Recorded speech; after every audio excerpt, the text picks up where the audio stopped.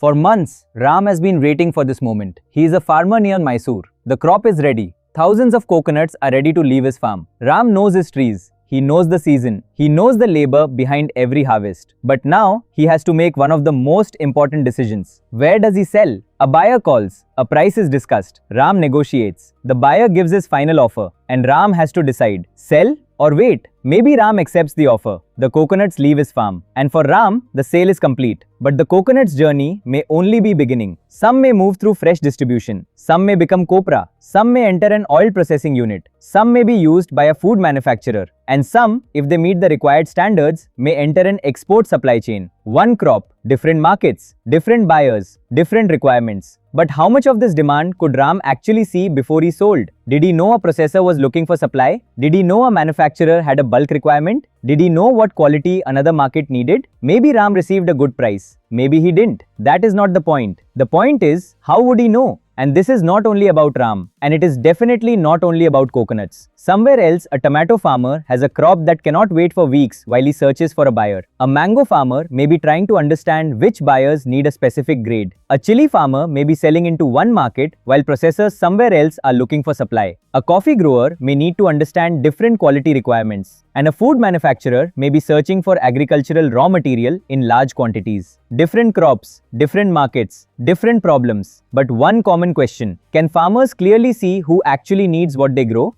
Across India, agricultural produce moves through a huge network. Farmers, FPOs, traders, aggregators, wholesalers, distributors, processors, manufacturers, exporters, and institutional buyers. The farmer stands at the beginning of this chain. But can the farmer clearly see the demand happening further inside it? This is where the problem becomes interesting. Because India already has agricultural markets. There are mandis, there are traders, there are farmer-producer organizations, there are government-backed digital market systems, and there are private AgTech companies connecting different parts of agriculture. So this is not a story about agriculture having no technology. And it would be wrong to say nobody has connected farmers with buyers. That already exists. Digital platforms are already working on market access, price discovery, supply chains, farmer services, and buyer connections. But look at the market from the farmer's side. A farmer has a product. Can he easily see who needs it right now? What type of buyer needs it? How much do they need? What quality are they looking for? When do they need it? And what commercial terms are available? A market price tells one part of the story. Demand may tell another. So, what if there was a platform built around that question? Not another company that buys from the farmer and resells at a higher price. Not another hidden middleman. A marketplace. One place where different types of verified agricultural buyers can show what they actually need. Imagine opening the platform. Select a crop, tomato. The platform shows demand from fresh produce distributors, food processors, sauce manufacturers, wholesale buyers, and other eligible market participants. Select mango. Domestic distributors may be looking for supply. Food processors may need mangoes for pulp. Manufacturers may have specific requirements. Eligible export buyers may be searching for particular grades and specifications. Select chili. Traders may have demand. Processors may need specific varieties. Food manufacturers may require defined quality standards. Different crops, different buyer networks. One visible marketplace. Now a farmer is not only asking, what is today's price? The farmer can ask, who needs my crop? What do they need it for? How much do they need? And what are their requirements? That is the startup idea. A transparent agricultural demand marketplace connecting verified farmers with different types of verified buyers. The platform does not buy the crop. It does not own the crop. It does not stock agricultural produce, and it does not resell the crop. The buyer buys directly from the farmer or eligible seller through the legally applicable transaction route. The platform's job is different. Verify, show demand, match supply, create offer visibility, track transactions, and make the agricultural demand chain more visible. But how would this actually work? Let's go back to Ram. Ram registers on the platform, but creating an account is not enough. Because anyone can download an app, anyone can upload a photograph, and anyone can claim, I am a farmer. So Ram's identity needs to be verified. His farm needs to be verified. His relationship to the cultivation needs to be checked. The farm location is recorded, the crop is recorded, and the expected harvest period is added. Where stronger verification is required, a field officer visits the farm. The officer checks the location, checks the crop, records time-stamped evidence, reviews the expected harvest window, and confirms that the crop exists at the claimed source. Now Ram's crop receives a verified farm origin status. But Ram does not need to wait until the final harvest day to start looking for demand. His upcoming crop can become visible earlier. And this idea becomes much more interesting when we apply it across crops. A mango orchard expects harvest in the coming months. A tomato farm has supply approaching quickly. A chili farmer expects the next harvest during a particular window. An FPO knows approximately when aggregated produce may become available. Upcoming supply begins entering the platform. Now look at the buyer side. A food processor posts a requirement for tomatoes. A mango pulp manufacturer posts an upcoming procurement requirement. A spice processor is looking for a specific chili variety. A distributor needs regular fresh produce. A manufacturer needs agricultural raw material in bulk. An eligible exporter posts a specific grade requirement. Each buyer clearly shows what they need: product, quantity, quality, procurement window, preferred sourcing region, payment terms, and other commercial requirements. Now the platform begins matching upcoming demand with upcoming verified supply. A manufacturer may need a large quantity. One farmer cannot fulfill it,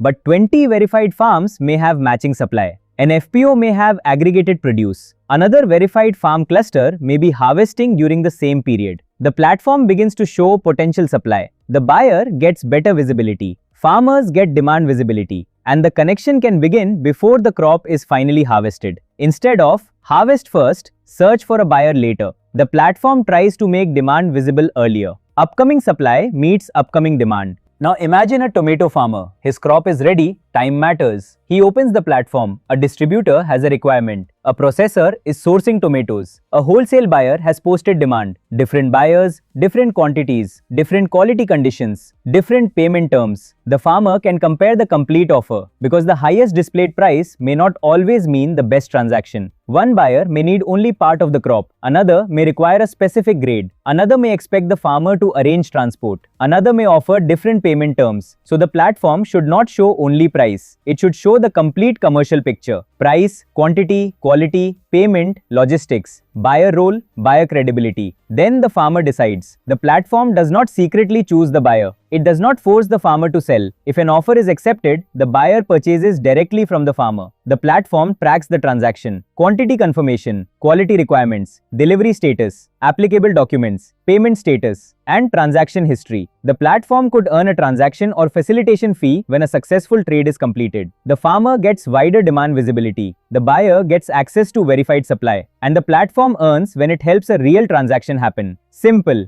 At least, it sounds simple, because now the real problems begin. The first problem is identity. What stops a broker from creating a farmer account? Imagine someone claims to be a farmer. He lists hundreds of tons of produce, but there is no farm, no crop. He is collecting produce from multiple sources and showing everything as direct farm origin supply. If this happens repeatedly, the platform becomes exactly what it was trying not to become: another hidden intermediary network. So maybe the rule should be simple. A trader cannot pretend to be a farmer. But does that mean every trader or intermediary should be banned? Not necessarily. Agriculture is more complicated than that. A small farmer may have limited quantity. A large processor may need hundreds of tons. Someone may need to aggregate supply. FPOs already perform an important aggregation role. Eligible traders and other market participants can also have a role. So maybe the problem is not that intermediaries exist. The problem is when their role is hidden. On this platform, a farmer is shown as a farmer. An FPO is shown as an FPO. A trader is shown as a trader. A distributor is shown as a distributor. A processor is shown as a processor. A manufacturer is shown as a manufacturer.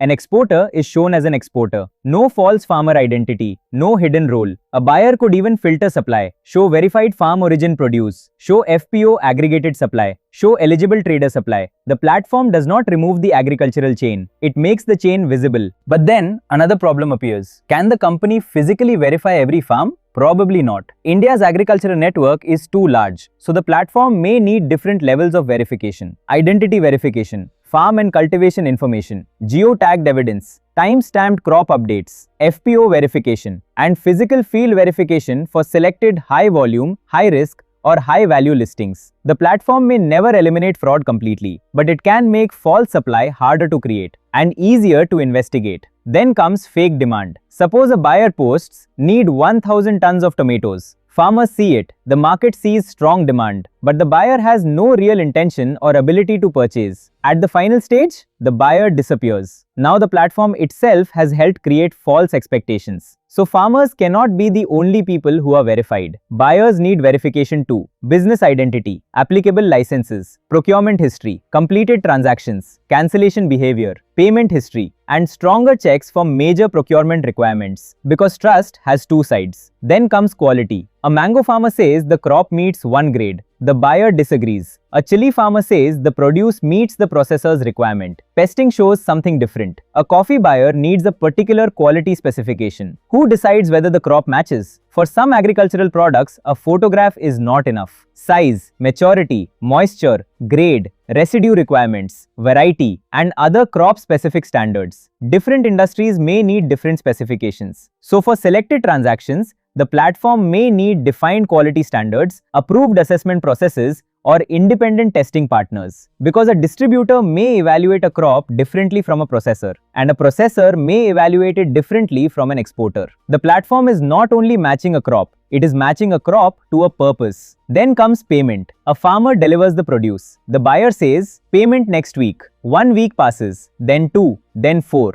The farmer starts calling. If the platform simply says, we only introduced you to the buyer, then what trust did the platform really create? Payment terms should be visible before the farmer accepts an offer. Delivery confirmation should be recorded. Payment status should be tracked. Delayed payment behavior should affect buyer credibility, and safer settlement mechanisms may need to be explored within the legally permitted structure. Then comes another problem, marketplace leakage. A mango farmer meets a processor through the platform. They complete one transaction. Next season, the processor calls the farmer directly. They complete the next deal outside the platform. No platform fee. A warning message will not solve this. The platform has to remain useful after the first introduction. Demand matching, verified transaction history, quality records, payment tracking, buyer forecasting, supply forecasting, dispute support, farm origin verification, procurement dashboards. The platform has to earn its place in every transaction. Now imagine the network growing. Thousands of verified farms list upcoming crops. Processors post procurement requirements. Manufacturers show future demand. Distributors search for regular supply. Export buyers post quality specifications. Something interesting begins to happen. The platform starts seeing demand patterns. Not magical predictions. Not guaranteed future prices. Real requirements posted by verified market participants. Tomato processors may be searching for supply in one region. Mango pulp manufacturers may be planning procurement for the coming season. Spice processors may need specific chili varieties. Distributors may need regular weekly volumes. Export buyers may be looking for a particular grade. Now farmers and farmer organizations can begin to understand more than price. They can begin to understand demand. And over time, the platform could become a map of agricultural demand. But now we need to ask a difficult question. Does something like this already exist? The answer is, parts of it do. India already has digital agricultural markets. Government-backed platforms are working on wider market access and price discovery. AgriTech companies already connect farmers and businesses. Farmer organizations aggregate supply. Export-focused networks connect agricultural groups with buyers. So if this startup idea is simply connect farmers with buyers, then there is nothing new here. The real gap we are testing is narrower. Can one platform show different buyer categories and end-use demand in one visible network? Can a farmer understand that the same crop may have demand from fresh distribution, processing, manufacturing, wholesale, and eligible export channels? Can the farmer understand what each market needs? Can buyers see upcoming verified farm supply before procurement becomes urgent? Can the platform make the wider demand chain visible without becoming another hidden middleman? That is the real idea.